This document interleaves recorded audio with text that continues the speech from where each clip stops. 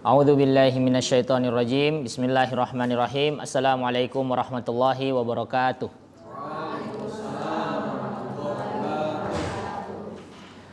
Alhamdulillahilladzi anzala ala abdihil kitaba wa lam yaj'al lahu iwaja qayyiman liyunzira ba'san syadidan min ladun wa yubashshirul mu'minina alladzina ya'maluna shalihati anna lahum ajran hasana makithina fihi abada wa yunziral ladzina qalu ittakhadallahu walada ma lahum bihi min ilmi wala li abaihim kaburat kalimatan takhruju min afwahihim iyaquluna illa kadziba. Ahmaduhu subhanahu hamdan katsiran tayyiban mubarakan fih kama yuhibbu rabbuna wa yarda. Tsumma salatu wassalamu ala Rasulillah wa ala alihi wa sahbihi wa man tabi'ahu bi ihsan ila yaumiddin. Rabbi syrah li sadri wa yassir li amri wahlul 'uqdatam min lisani yafqahu qawli. Rabbana zidna ilman warzuqna fahman. Amma ba'du. Bapak Ibu yang dimuliakan oleh Allah Subhanahu wa taala, alhamdulillah di kesempatan kali ini kita dipertemukan kembali oleh Allah Subhanahu wa taala, insyaallah dengan tujuan yang baik, dengan niat yang mulia, yaitu untuk menuntut ilmu, mencari yang namanya hal yang paling mulia di dunia ini, yaitu ilmu. Dan ilmu ini adalah kunci, salah satu kunci yang bisa menyelamatkan kita di dunia dan juga di akhirat. Karena seorang muslim itu sebenarnya dituntut setelah ia bersyahadat, misalnya mu'alaf, atau mungkin ketika dia telah memasuki masa balik, dituntut untuk mencari bagaimana seharusnya saya beragama dalam Islam ini, agar tidak ada perkataan cuma sekedar saya ngikut nenek saya, saya ikut orang tua saya begini, saya ikut selama ini lihat keluarga-keluarga saya melakukan ini. Kalau kita hanya mengikuti kebanyakan manusia saja tanpa kita mencari tahu apa alasan-alasan mereka melakukan hal itu, dikhawatirkan kita tersesat. Dikhawatirkan kita salah jalan. Allah berfirman, dan jika kalian mengikuti kebanyakan manusia, la yudilluka an sabilillah. Mereka bisa-bisa kalau kita hanya mengikuti mayoritas manusia melakukan ini, mayoritas manusia melakukan ini, kebanyakan orang melakukan seperti ini. Mereka akan membuat kita melenceng dari jalannya Allah Subhanahu wa taala. Contoh kecil saja, Bu, contoh kecil. Seperti perayaan Valentine. Seperti perayaan Valentine. Kita tahu kan kalau misalnya di bulan Februari ini, itu masuk nih bulan Februari, langsung promo-promo yang namanya menggambarkan ini hari kasih sayang, ini hari cinta kasih. Itu banyak tersebar luas di mana-mana. Hotel-hotel berikan promo kamar, kemudian produk-produk coklat itu memberikan yang namanya iklan-iklan yang full dengan warna merah, gambar hati, orang memberikan kado, dan sebagainya. Akhirnya anak muda kita dalam pikirannya itu, ini waktu yang paling pas untuk saya menunjukkan kasih sayang saya sama pasangan saya. Padahal ini dalam konteks masih pacaran. Terus, karena kebanyakan manusia melakukan itu, jadi kalau mereka tidak melakukan hal serupa, mereka rasa minder. Merasa malu, merasa cupu, merasa cupang atau apa gitu. Ikan itu ya. Bercanda, Bu, biar tidak terlalu serius. Ada cupu, ada cupang gitu. Astagfirullahaladzim. Karena mereka sekedar mengikuti tren, mengikuti fashion, mengikuti yang kayak tadi seperti perayaan Valentine itu, akhirnya mereka tersesat dari jalan Allah. Padahal kita tahu perayaan Valentine itu tidak ada dasarnya sama sekali dalam agama Islam. Tidak ada dasarnya sama sekali dalam agama Islam.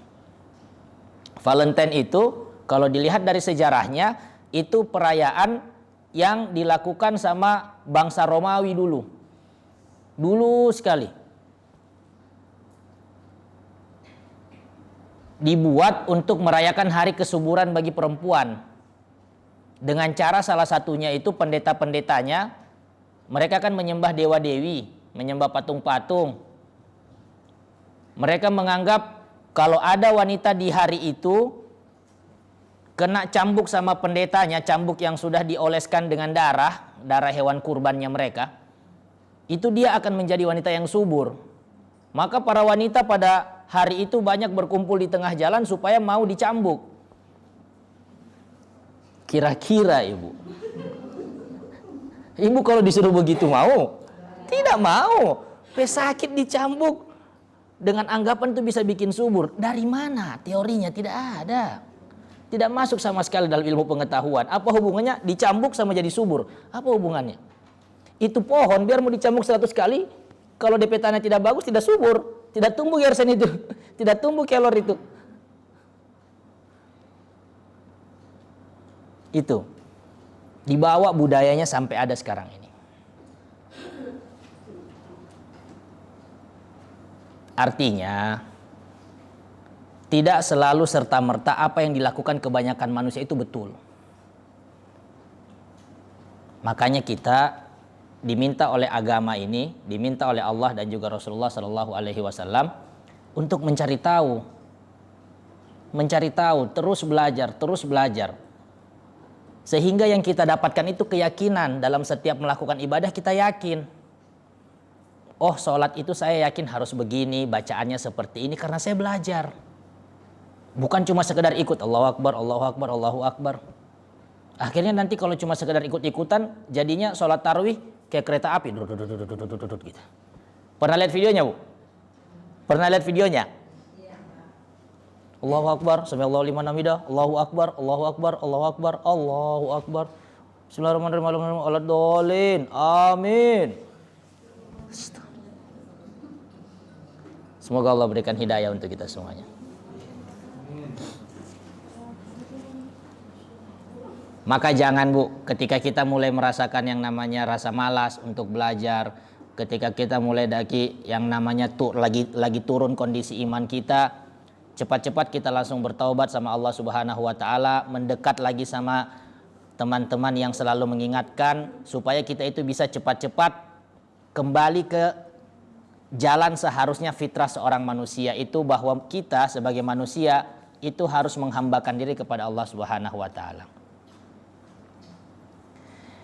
Selanjutnya, salawat dan juga salam semoga terus kita kirimkan kepada Nabi Muhammad sallallahu alaihi wasallam dan juga kepada keluarga beliau, seluruh keluarga dan anak keturunan beliau dan sahabat-sahabat beliau radhiyallahu taala anhum ajmain yang merupakan pelita bagi umat ini, dan juga kepada setiap pengikut Nabi Muhammad dan juga sahabat-sahabatnya sampai hari kiamat nanti. Dan kita memohon kepada Allah Subhanahu wa taala agar kita bisa menjadi pengikut setia Nabi Muhammad sampai kita kembali kepada Allah Subhanahu wa taala.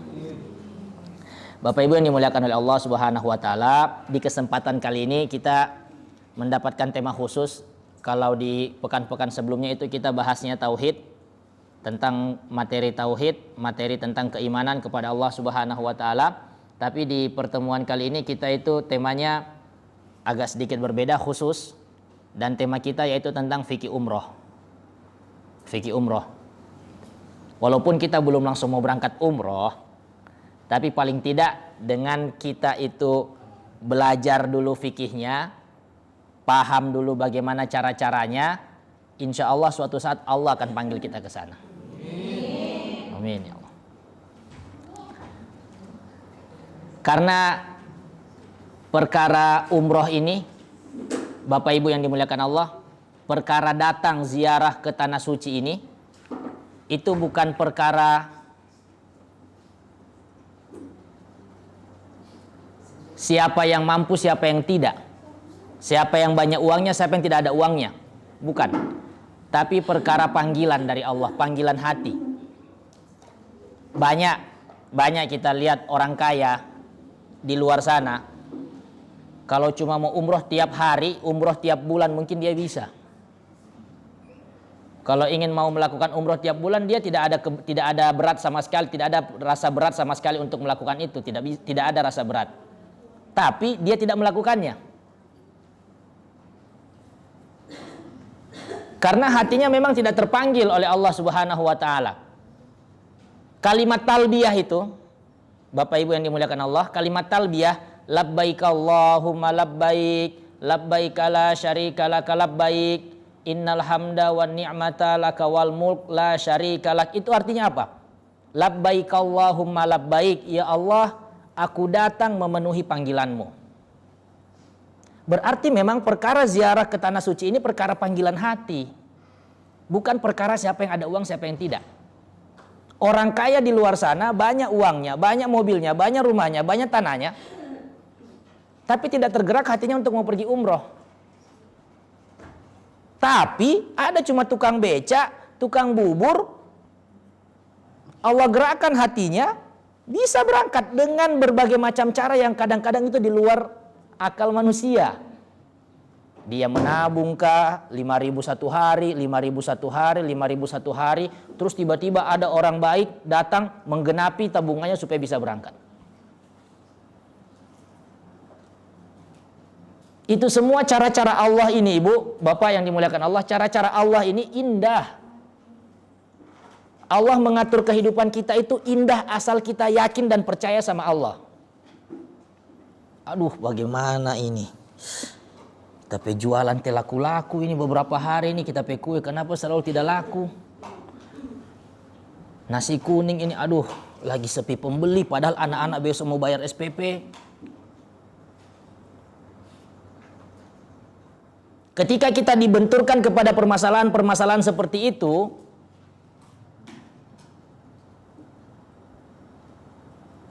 sebenarnya itu sinyal dari Allah Subhanahu wa taala supaya kita kembali cepat-cepat mendekat sama Allah. Karena cepat atau lambat Allah akan pasti berikan pertolongannya sama kita.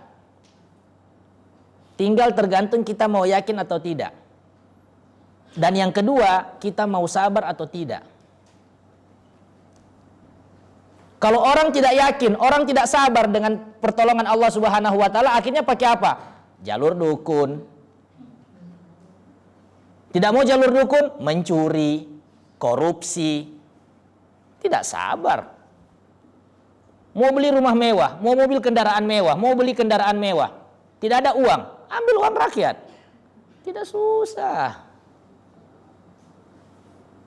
Di dunia tidak susah, di akhirat semua dipertanggungjawabkan. Dosa-dosa saya yang saya lakukan sekecil apapun yang mungkin tidak kelihatan di antara orang-orang banyak, cuma saya yang tahu sama Allah yang tahu, tetap akan dipertanggungjawabkan nanti. Maka kembali saat kita dihadapkan masalah, dua kuncinya, Ibu. Yakin, sabar. Dalam keyakinan tersebut kita terus berdoa, sholat, minta sama Allah Subhanahu wa taala. Yang kedua, sabar. Pertolongan Allah pasti ada, pasti datang. Karena Allah tidak mungkin menguji kita di luar batas kemampuan kita. Bahkan Allah itu malu kalau kita meminta mengangkat tangan begini terus Allah tidak mengembalikan apa-apa sama kita. Allah malu. Allah malu. Jadi juga walaupun kita belum langsung bisa berangkat umroh saat ini, baru belajar fikihnya dulu, berdoa, minta, usaha. Sekecil apapun usaha itu pasti Allah akan lihat. Supaya suatu saat nanti kita bisa sama-sama berangkat umroh, ziarah ke tanah suci insyaallah. Dipanggil oleh Allah Subhanahu wa taala, digerakkan hati kita untuk bisa berangkat ke sana. Bapak Ibu yang dimuliakan oleh Allah Subhanahu wa taala,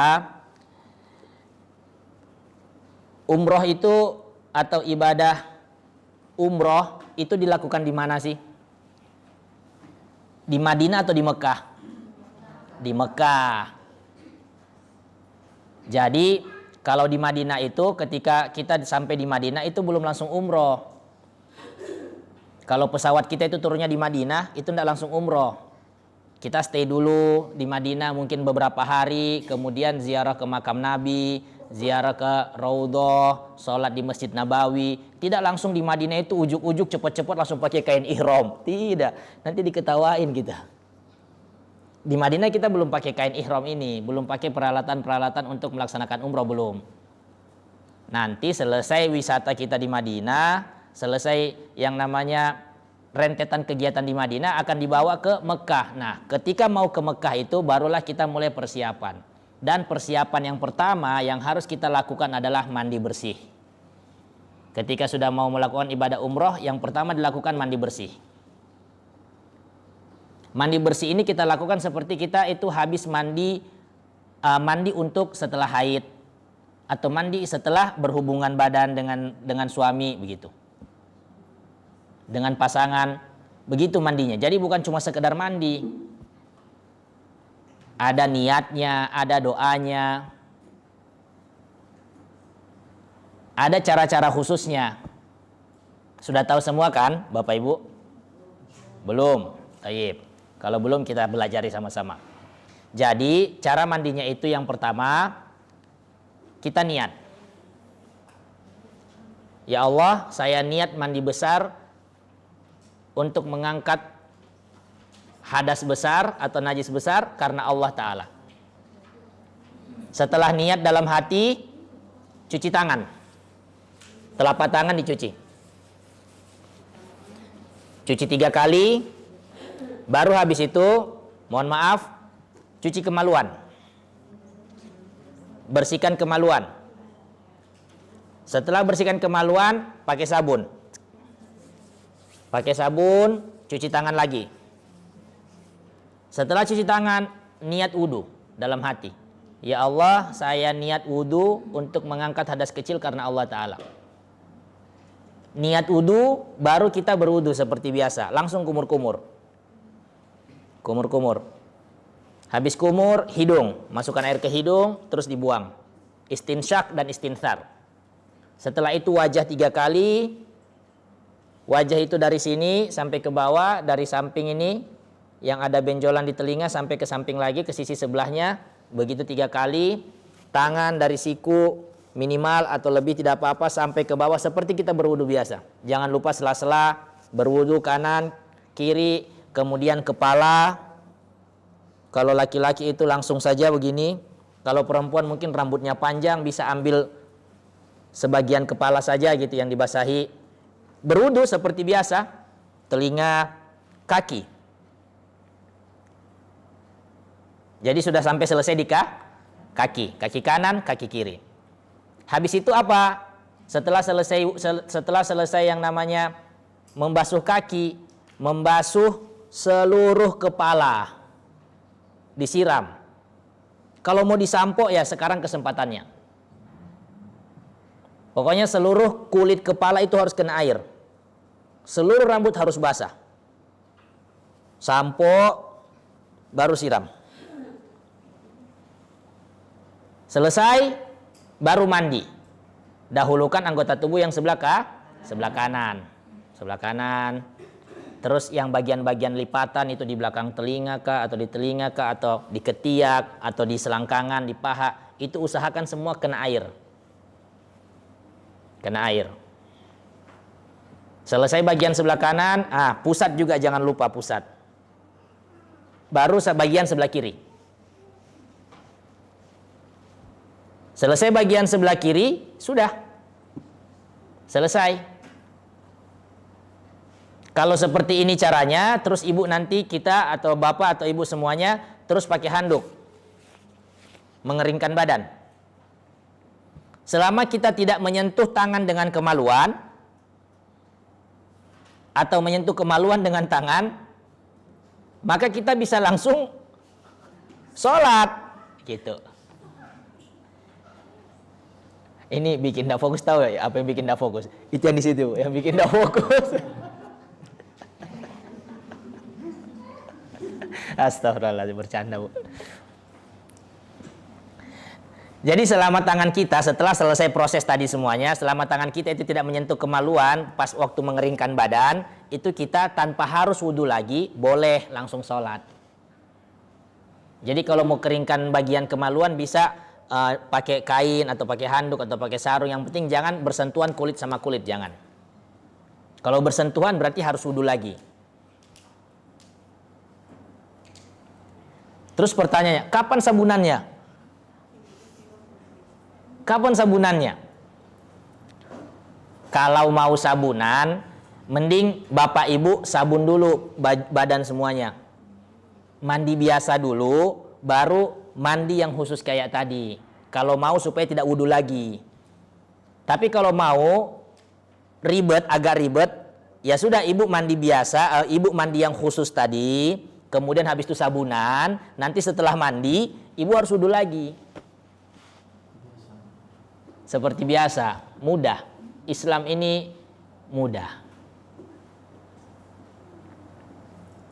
Jadi itu, ketika kita sudah mau berangkat ke Mekah, maka yang harus kita lakukan pertama, mandi bersih. Mandi besar, mandi junub. Setelah itu barulah pakai pakaian ihram. Ini pakaian ihramnya. Nanti setelah penjelasan kita akan praktekkan bagaimana cara makainya. Pakaian ihram ini yang pakai cuma laki-laki. Perempuan pakai apa? Perempuan pakai pakaian yang menutup aurat. Dan tidak ngepres, tidak membentuk lekukan badan. Kalau misalnya kerudung yang panjang, gamis, baju-baju gamis yang lebar. Gitu. Tidak ada orang mau umrah itu pakai segitiga, lingkar-lingkar. Gitu. Tidak ada. Yang ada nanti ibu dikejar sama polisi di Ka'bah nanti.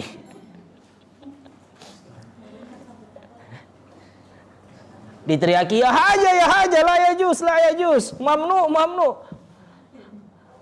Ibu, tidak boleh, dilarang itu tidak boleh.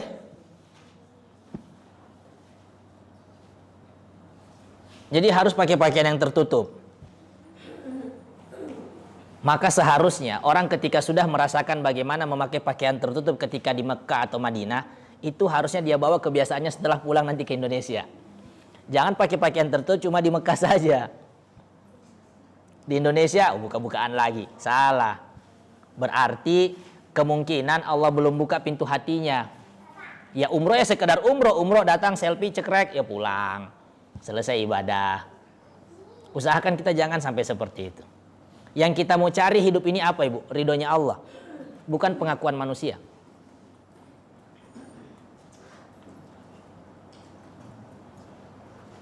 Manusia mau memuji kita, seluruh manusia memuji kita, uang kita tidak bertambah di dompet. Cuma senang dengar surga telinga.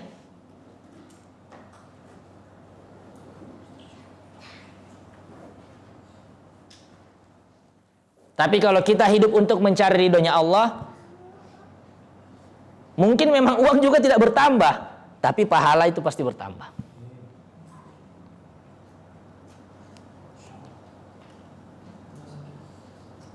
Makanya, jadi kita lanjut ke tadi pakaiannya. Kalau perempuan itu pakai pakaian yang menutup aurat, kemudian yang lebar-lebar. Untuk perempuan-perempuan yang bercadar, ketika mau umroh dilepas cadarnya, tidak boleh. Tidak boleh ketika tawaf itu pakai cadar, tidak bisa. Cadar dan sarung tangan tidak boleh. Sama seperti kalau mau sholat. Karena memang sebenarnya ketika tawaf itu adalah sholat. Makanya orang harus wudu, harus bersih.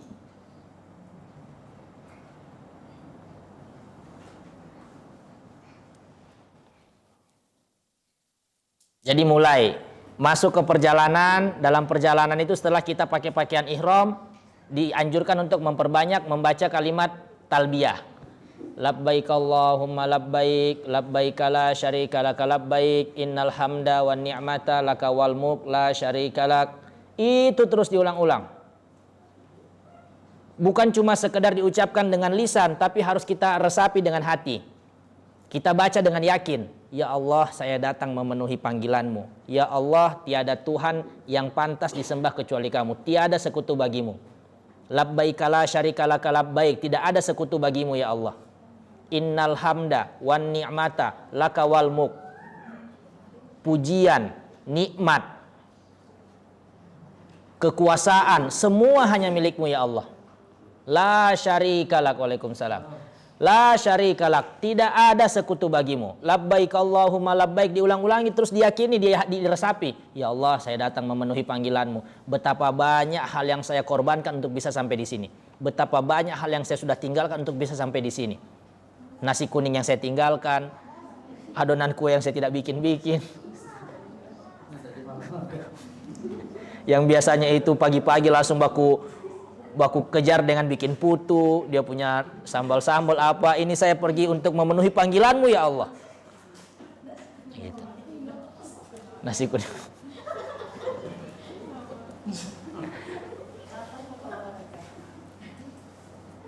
Maka ketika kita sudah diberi kesempatan untuk fokus ibadah, ya fokus ibadah saja. Jangan lagi pikir bagaimana nasi kuning saya, bagaimana putu saya, bagaimana jualan kue saya. Sudah, titipkan saja dulu sama Allah sebentar. Bagaimana anak saya di rumah, selama sudah dititipkan sama orang yang dipercaya, ya aman insya Allah. Yakin sama Allah subhanahu wa ta'ala. Jadi kalimat itu diulang-ulang dan diyakini. Dan ada satu hal yang saya kelupaan tadi. Kita itu pakai pakaian ihram nanti ketika ada di mikot. Mikot itu tempat pemberhentian yang mana menandakan kita itu sudah masuk ke tanah haram. Kalau orang yang mau niat umroh harus gantinya di situ. Jadi bukan langsung dari Madinah ganti langsung sampai ke Mekah, tidak. Perjalanan Madinah Mekah itu agak panjang. Agak panjang, 3 sampai 4 jam kurang lebih. Naik mobil yang kecepatannya 120. Laju-laju mobil di sana, Ibu. Laju-laju, karena jalannya lurus, tidak ada polisi-polisi tidur, tidak ada jalan-jalan rusak kayak di Nambo begitu, tidak ada.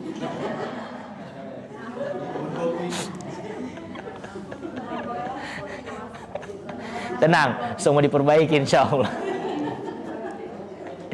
Tidak ada, itu jalan mulus, terus tidak ada tanjakan, tidak ada penurunan, tidak ada, semua jalan lurus karena kan memang dibangun di atas padang pasir. Jadi mobil sana laju-laju. Makanya itu dalam perjalanan Mekah Madinah mungkin tergantung pihak travel yang bawa masing-masing. Ada yang menganjurkan langsung pakai dari Madinah, tapi ada yang nanti berhenti di mikot. Tapi intinya ketika kita sampai di mikot, kita bilang mikot itu seperti tempat transit. Di situ kita harus mulai berniat, ya Allah saya niat umroh. Setelah masuk mikot, tidak boleh lagi pakai yang namanya parfum, hal-hal yang dilarang tidak boleh. Perempuan pakai parfum tidak boleh. Laki-laki harus langsung pakai baju begitu, tidak boleh pakai celana, tidak boleh pakai kaos, tidak boleh. Dari mikot terus, nanti dari mikot masuk ke Mekah itu tinggal kurang lebih sekitar 15 menit, setengah jam begitu. Atau mungkin masih lama. Dari mikot, dari Bir Ali sampai ke Mekah masih jauh ya, masih jauh. Saya ndak lupa ingat. Kami berangkat itu waktu itu dari Madinah sekitar jam 10 malam. Sampai di mikot itu mungkin sekitar jam 1 atau setengah 2 kurang lebih, Allahu alam. Iya. Masjid yang putih itu. Yang putih semua. Masuk mulai melakukan tawaf itu jam-jam 3 subuh. Ibu kira jam 3 subuh itu sepi, rame. Ya? Tidak, Masya Allah. Allah kasih kekuatan. Betul, tidak ada mengantuk. Selain karena dikasih kekuatan oleh Allah Subhanahu wa taala, di perjalanan juga sudah tidur tadi. Di oto kan tidur.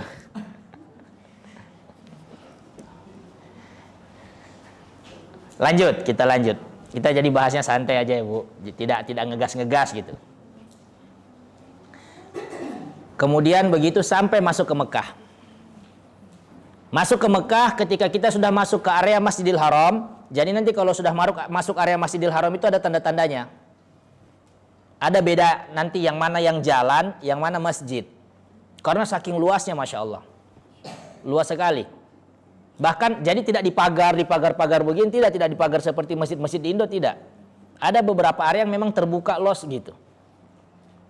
Tapi sudah ada bangunannya nanti Wahir ya. Ada bangunan menandakan ini Masjidil Haram. Ketika kita sudah masuk ke Masjidil Haram, Kemudian kita masuk dengan kaki kanan sambil membaca doa masuk masjid. Siapa yang hafal doa masuk masjid, Bu? Angkat tangan.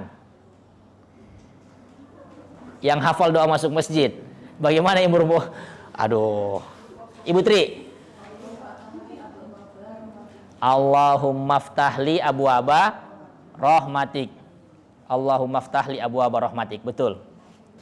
Allahumma gfirli, bisa ditambahkan Allahumma gfirli zunubi waftahli abwaaba rahmatik, atau langsung baca saja Allahumma ftahli abwaaba rahmatik.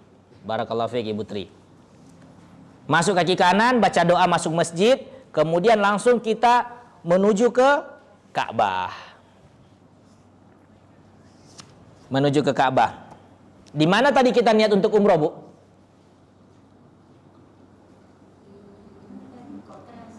Ya, di Mikot. Di Mikot. Dari Mikot kita harus pasang niat labbaika umroh gitu. Labbaika umroh.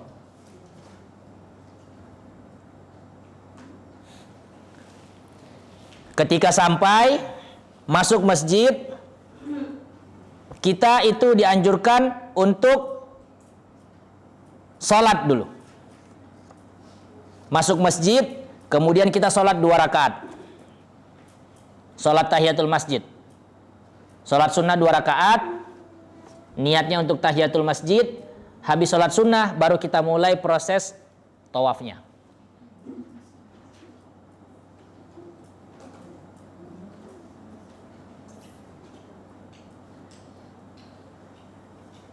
Afwan, ada yang keliru ini. Ada yang keliru.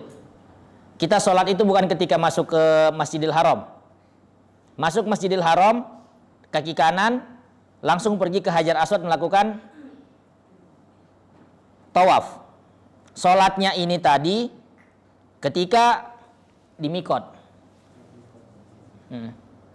Afwan, keliru. Sholatnya ketika di Mikot. Jadi ketika kita masuk Masjidil Haram langsung menuju ke Hajar Aswad. Karena tawaf itu mulainya dari Hajar Aswad.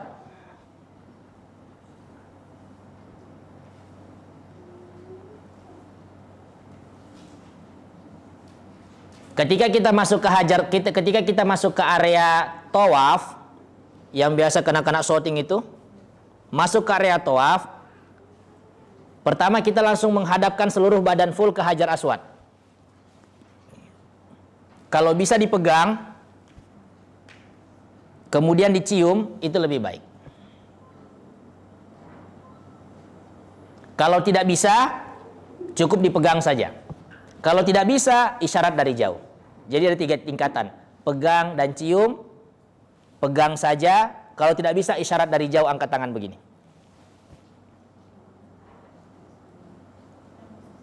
Isyarat kita menghadap ke arah Hajar Aswad. Bukan karena Hajar Aswad itu punya yang namanya kekuatan ini, bisa datangkan keberkahan, apa dan lain-lain. Tidak, bukan karena itu.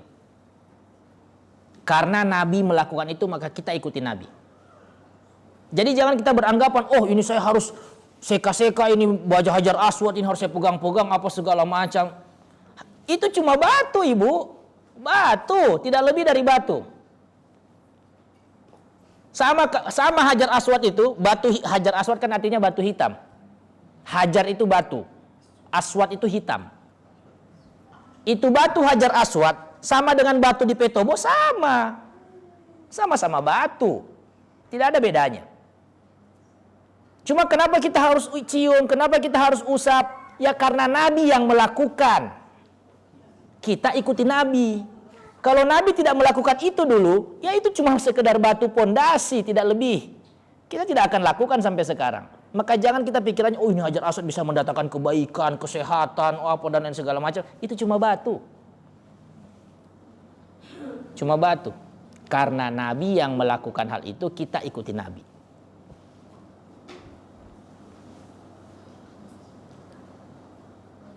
Kemudian ketika menghadap ke Hajar Aswad, kita membaca Allahu Akbar atau Bismillahi Allahu Akbar.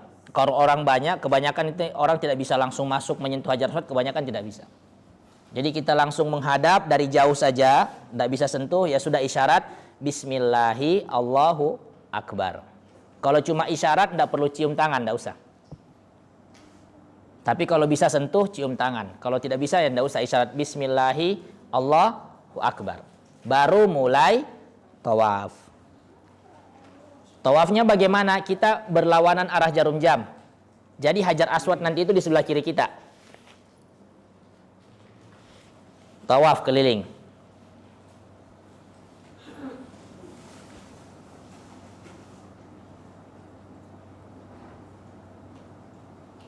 Jadi satu putaran itu dimulai dari Hajar Aswad sampai ke Hajar Aswad lagi. Itu satu putaran. Berapa banyak dilakukan tawafnya? 7 putaran.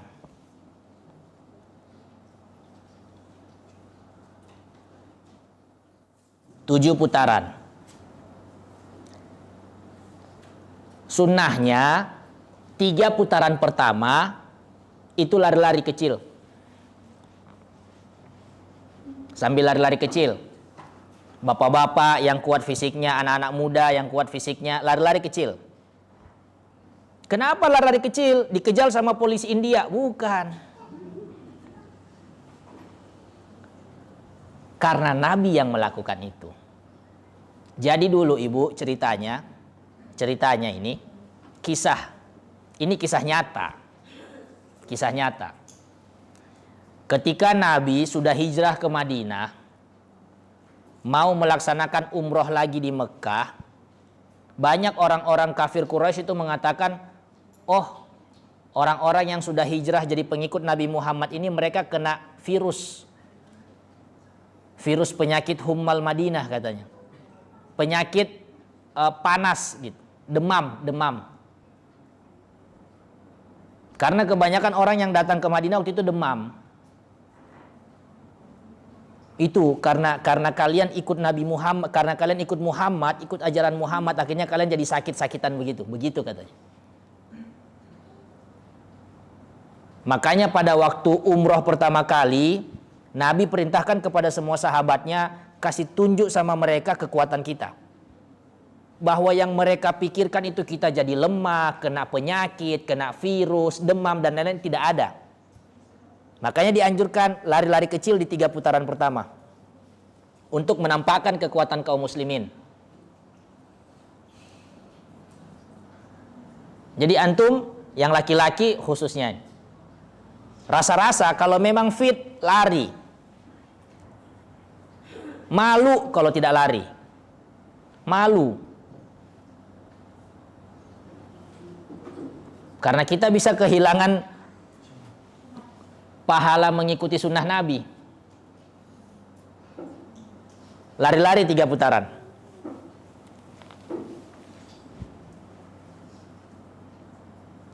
Dalam setiap ketika kita tawaf itu ibu, ketika kita itu dalam perjalanan tawaf itu, ini tidak ada doa khusus. Ini yang harus kita pahami. Tidak ada doa khusus apa yang mau dibaca, tidak ada. Apapun doa yang kita mau baca, mau bilang labbaik Allahumma labbaik itu boleh. Mau baca rabbighfirli wali walidayya warhamhuma kama rabbayani shaghira boleh. Mau baca rabbana atina fid dunya hasanah wa fil akhirati hasanah boleh. Yang penting kita dianjurkan banyak berdoa. Kalau kita tidak tahu apa doanya, ya sudah ikutin saja apa yang dibawa sama pimpinan rombongan kita gitu. Yang penting ibu tidak bacanya sambil lagu-lagu gitu. Paham maksud saya? Paham? Jamaah umroh Indonesia itu paling rame. Paling suka menarik perhatian. Itu baca-baca doanya sambil dilagu-lagukan. Sallallahu ala nuril mubin. Itu dibaca ketika tawaf. Itu tidak ada anjurannya. Makanya orang-orang yang lain, orang-orang dari Pakistan kah, atau orang dari Suriah kah, atau orang dari Palestina kah, lihat langsung ketawa-ketawa saja, tahan-tahan ketawa orang biasa. Apa lagi ini orang bikin? Mungkin begitu pikirannya ya.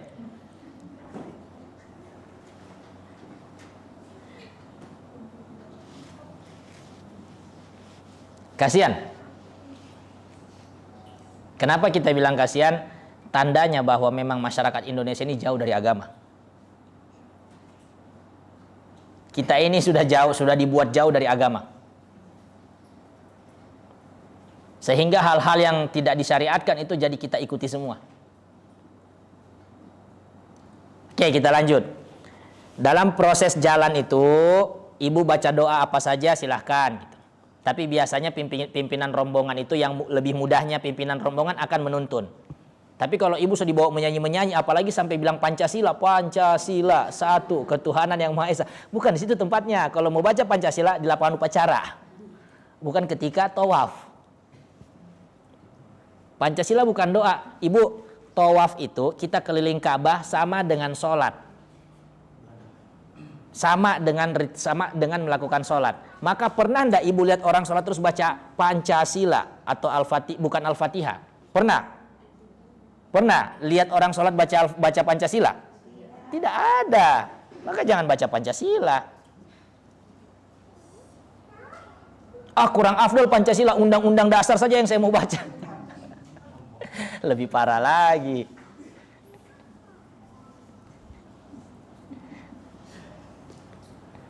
Jadi doanya bebas. Kalau tidak tahu, kalau ibu punya doa-doa khusus, ya Allah, misal, ya Allah, berikanlah hidayah untuk anak saya, berikanlah hidayah untuk pasangan saya. Dibaca waktu itu, Bu. Itu waktu paling mustajab untuk baca doa. Baca banyak-banyak. Ya Allah, saya mohon keturunan. Ya Allah, saya mau ini. Ya Allah, saya mau itu. Baca sebaik-baiknya. Dengan hati yang yakin.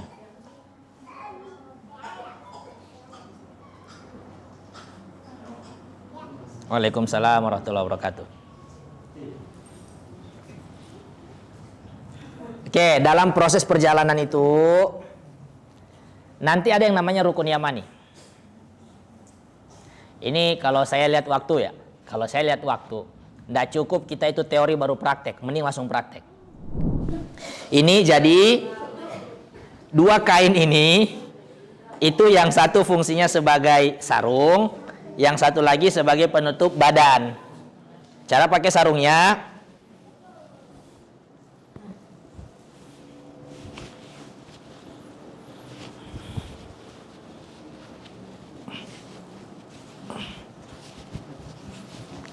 gulung kuat-kuat memang.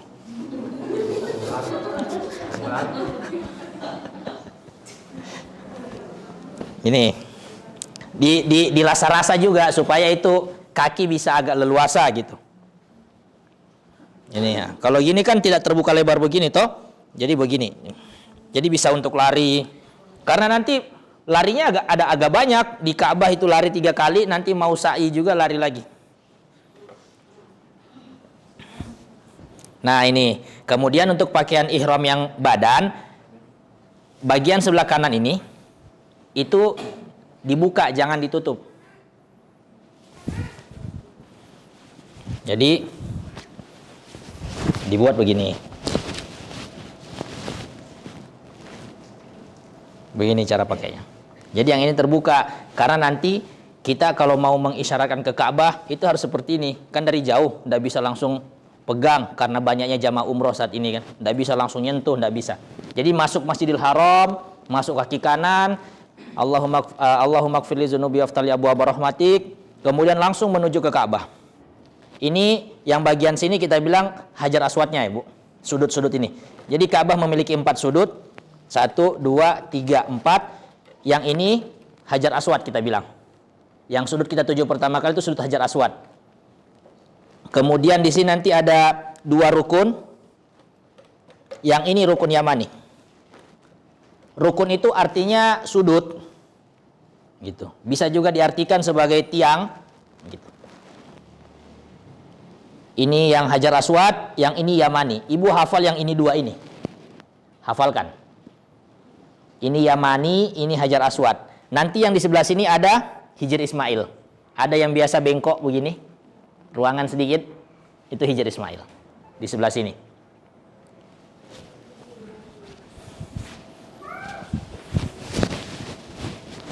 Jadi begini ya Bu.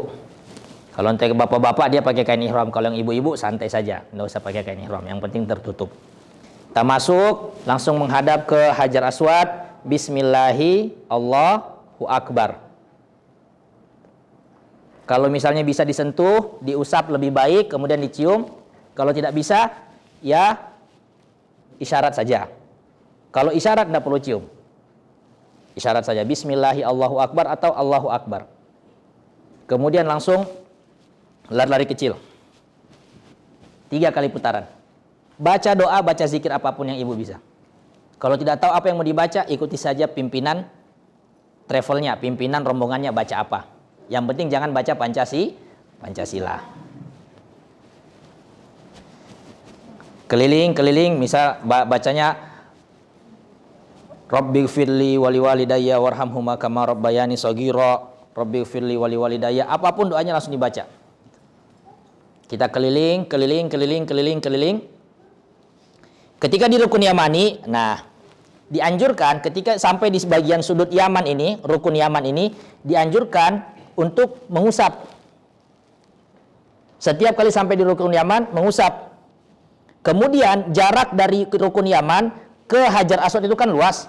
Kan tidak mungkin Ka'bahnya sekecil ini toh, luas. Ini agak ada jarak beberapa meter gitu. Ketika sudah lewat di sini, kita usap. Di sini ada bacaan khusus.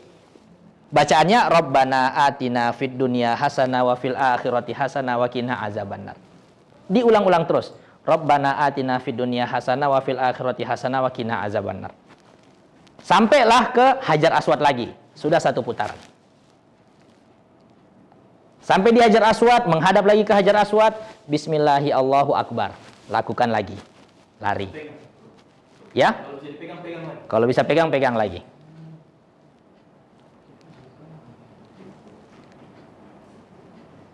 Maka ibu kalau mau bisa menyentuh Hajar Aswad karena mengikuti sunnah Nabi, bukan karena Hajar Aswadnya itu punya kekuatan dan lain-lain, banyak-banyak minta pertolongan Allah, banyak-banyak minta kekuatan dari Allah. Karena yang ibu-ibu lawan orang Afrika, tinggi-tinggi,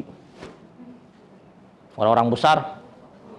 Kalau bukan karena izin Allah, tidak mungkin dimudahkan ke sana masuk.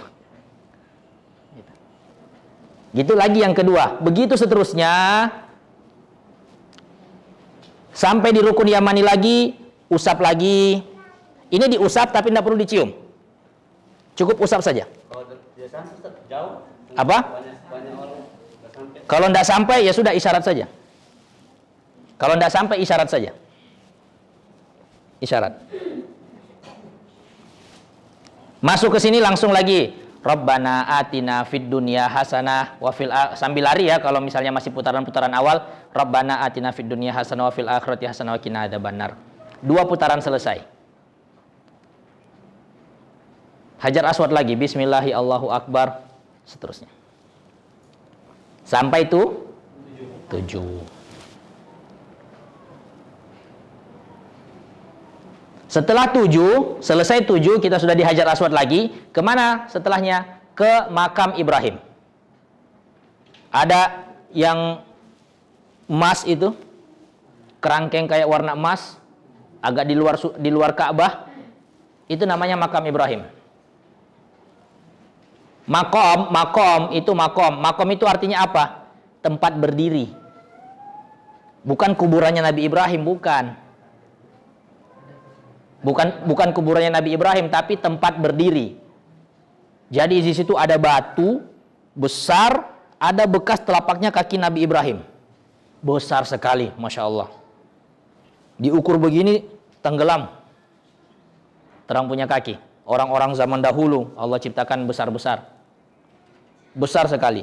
Disunahkan kita ketika sampai di situ, sholat 2 rakaat.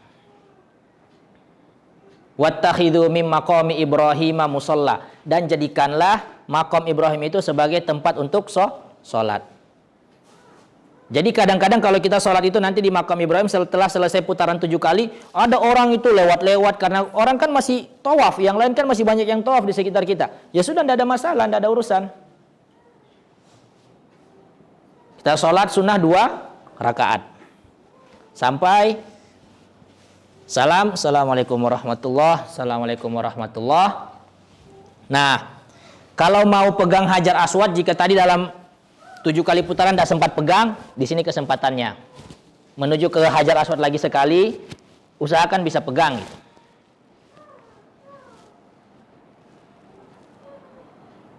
Nah, ini ketika sudah menyentuh Hajar Aswad, setelah selesai sholat sunnah, menyentuh Hajar Aswad, putar, masuk ke Hijr Ismail. Ada yang lingkaran, setengah lingkaran begini. Itu masuknya dari sini nanti. Dari rukun yang ini. Pintu masuknya. Masuk ke situ, tek, sholatlah lagi sunnah 2 rakaat di dalam situ. Kalau kita bisa sholat sunnah di dalam situ, sama saja kita sudah bisa sholat di dalam Ka'bah. Kenapa? Karena pondasi Ka'bah dulu yang dibangun ketika di zaman Nabi Ibrahim pertama kali, sebenarnya besarnya sampai di situ pondasinya. Niat sholatnya, niat sholat sunnah 2 rakaat saja. Ya Allah, saya niat sholat sunnah 2 rakaat karena Allah Ta'ala. Kalau sekarang kan orang tidak bisa sembarang masuk ke Ka'bah karena kuncinya dipegang khusus begitu.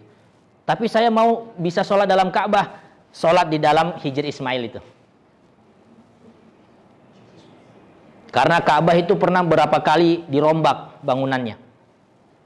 Besar, dibikin kecil, dibikin besar lagi, sampai ada yang sekarang.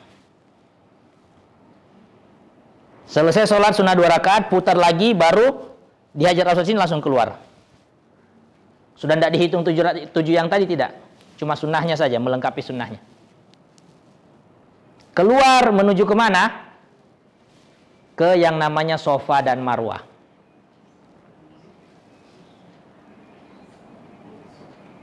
Dalam setiap perjalanan itu, mulut harus terus berzikir. Subhanallah, subhanallah, subhanallah. Itu yang kalau kita tahu subhanallah, subhanallah saja. Tidak ada masalah. Astaghfirullah, astaghfirullah, astaghfirullah. Mau dekat Bukit Safa baru ada bacaannya. Inna Safa wal Marwata min sya'airillah. Itu dibaca. Safa, Bukit Safa dan juga Bukit Marwah adalah syiar-syiar Allah.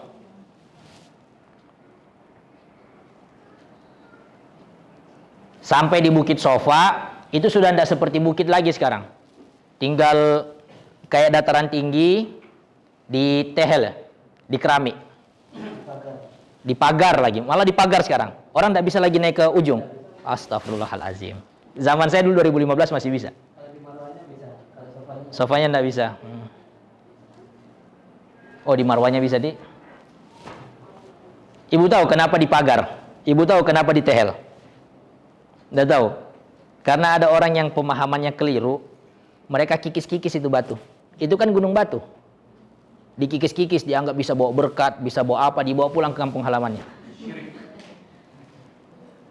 Rusak amal ibadah kita kalau begitu. Tidak jadi sempurna pahalanya. Karena kenapa? Yakinnya sama batu, bukan sama Allah. Bahkan saya lihat langsung dengan mata kepala sendiri, waliyazubillah, orang-orang dari negara lain yang Bukit Marwah kan belum dipagar. Iya, betul. Iya, dia usap-usap badannya gitu. Kalau cuma bisa guling-guling, mau guling-guling. Masih ada enggak seperti itu? Masih ada. Nah. Maka jangan seperti itu, jangan. Kita cukup datang ke atas, dimulai dari Bukit Safa. Sampai ke Bukit Safa atau yang daerah sekitar Bukit Safa yang tidak dipagar. Kemana? Menghadap ke Ka'bah lagi. Menghadap ke Ka'bah, kemudian baca Allahu Akbar, Allahu Akbar, Allahu Akbar. La ilaha illallah wahdahu la syarikalah, lahul mulku wa lahul hamdu, yuhyi wa yumitu wa huwa ala kulli syai'in qadir.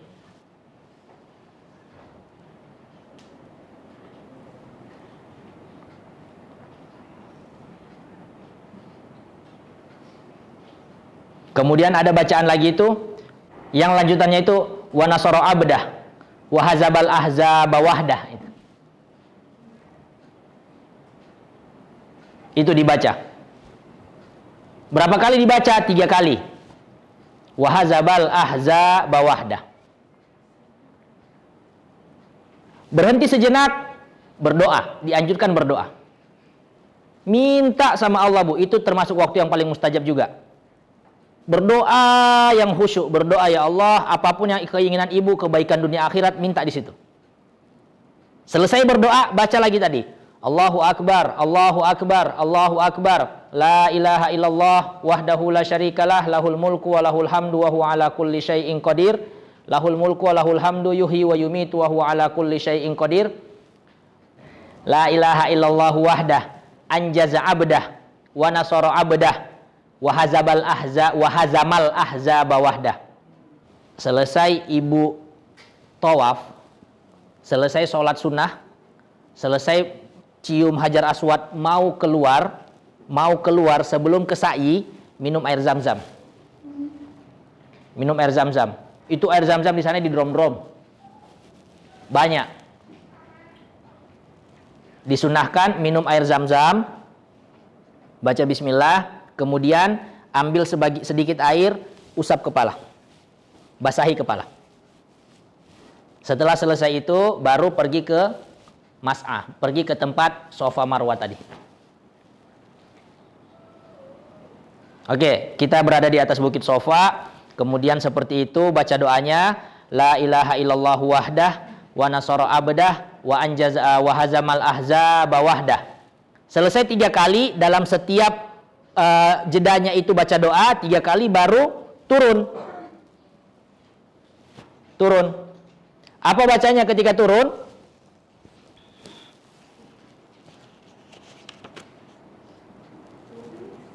Turun dari Safa, berjalan ke Marwah, kemudian itu nanti, ini kan sudah diruangankan itu, tidak lagi seperti bukit ke bukit, sudah diruangankan. Ada lampu warna hijau di plafon itu. Lampu warna hijau panjang. Tandanya ketika kita masuk ke daerah yang lampu berwarna hijau, harus lari. Sebagaimana dulu istri Nabi Ibrahim berlari.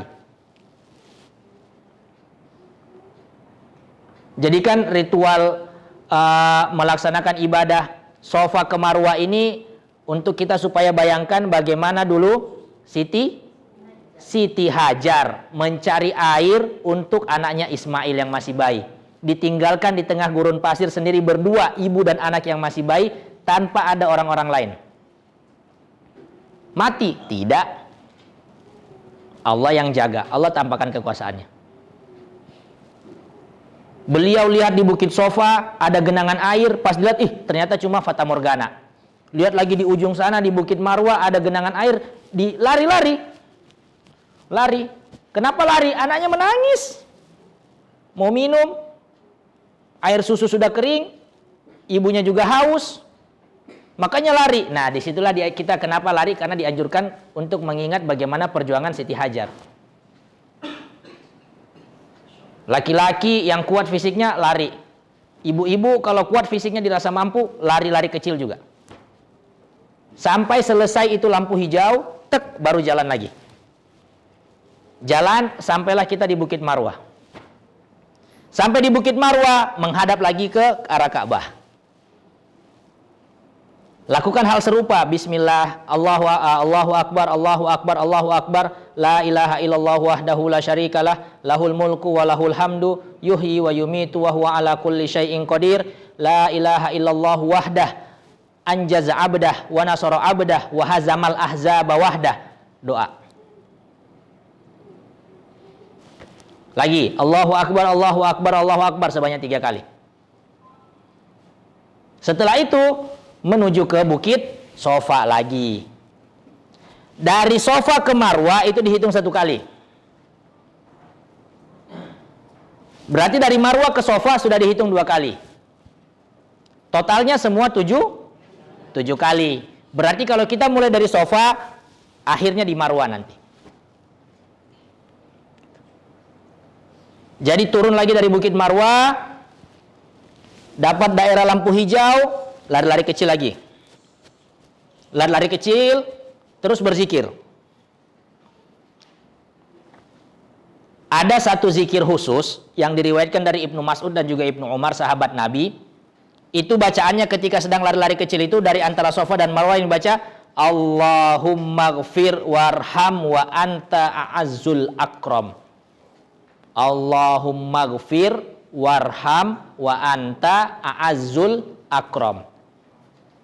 Ya Allah, ampuni saya, rahmati saya, sesungguhnya engkau adalah zat yang maha mulia. Allahumma gfir, ya bahasa Arabnya Allahumma gfir warham wa anta a'azzul akram. Dicatat memang ibu, catat memang, harus semangat baca catat. Orang hafal doanya besok langsung dipanggil umroh. Tidak ada yang tahu ini apa-apa ini. Jadi so dihafal doanya baru dipanggil, supaya nanti sampai di sana aman. Jangan tunggu dipanggil baru mau baku-baku ciki, bahafal doa ini apa segala macam.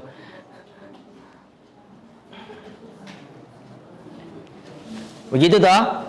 Jadi 1, 2, 3, 4, 5, 6, 7 ujungnya di sana. Ujungnya di Marwa. Selesai sampai di Marwa. Kita ngapain? Tahallul. Tahallul itu apa ibu? Tahallul itu potong rambut. Potong rambut. Kalau perempuan itu potongnya 1 ruas jari saja, rambutnya boleh. 1 ruas jari. Segini minimal, ini segini, ini ruas jari. Potong, sek, boleh, selesai. Kalau laki-laki, potong pendek boleh, botak boleh. Tapi yang paling afdol botak. Yang paling afdol botak. Karena pahalanya 3 kali lipat lebih banyak daripada yang cuma potong pendek. Dan ibu kalau mau lihat tukang cukur paling cepat di Madinah, di Mekah sana. Langsung dia pakai bahasa Arab. Mau apa, botak atau pendek? Botak. Langsung dia siapkan silet. Set, dikasih sampo sedikit gitu. Set, buang. 1 orang 1 pisau. Iya, diganti gitu. Steril. Nanti bayar berapa real? Ada bayar berapa real? Uangnya real, antum ibu jangan bayar pakai rupiah, nggak diterima nanti. Setelah selesai tahallul, kalau ibu-ibu cukup potong 1 ruas jari saja, potong, selesai, sudah selesai ibadah umroh kita. Jangan dikasih kesempatan 4 hari di Mekah, 4 hari misalnya. Umrohnya cuma sehari, sisanya di kamar hotel, sisanya ya keliling-keliling, belanja kesana kemari, kuliner apa lain segala macam, rugi. Tidak semua orang bisa datang ke tempat itu. Tidak semua orang bisa diizinkan oleh Allah masuk ke Mekah. Maka jangan sia-siakan kesempatan itu. Jangan disia-siakan. Jadi sebenarnya ibadah umroh ini gampang, tidak sulit.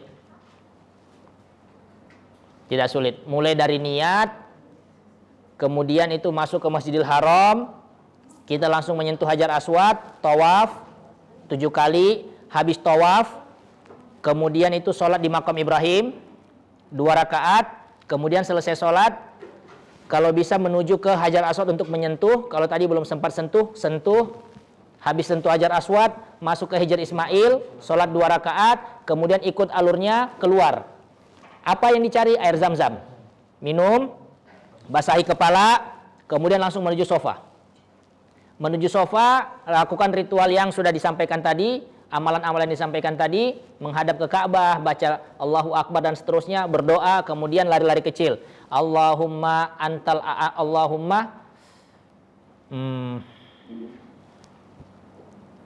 Allahumma gfir warham wa anta a'azzul akram. Maaf Bu, Pentium 4 ini.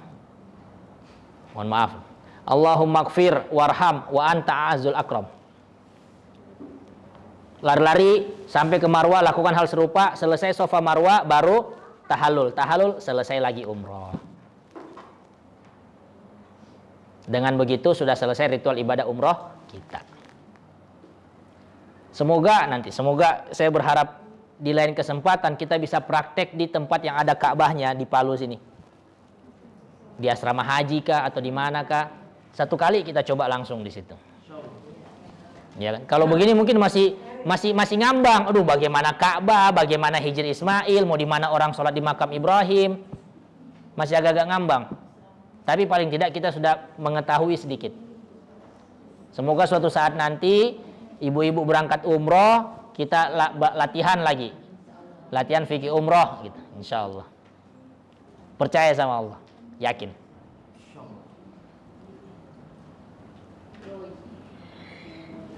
Allah Maha Kaya, Bu. Allah Maha Kaya. Yang penting kita ada usaha, pengen mau ke sana, Allah yang akan genapkan sisanya.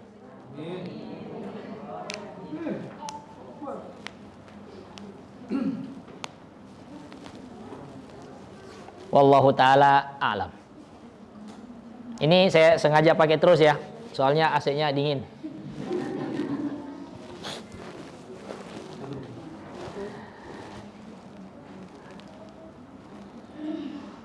Mari kita tutup dengan doa kafaratul majlis. Subhanakallahumma wa bihamdika asyhadu an la ilaha illa anta astaghfiruka wa atubu ilaik. Wallahu ta'ala a'lam. Assalamualaikum warahmatullahi wabarakatuh.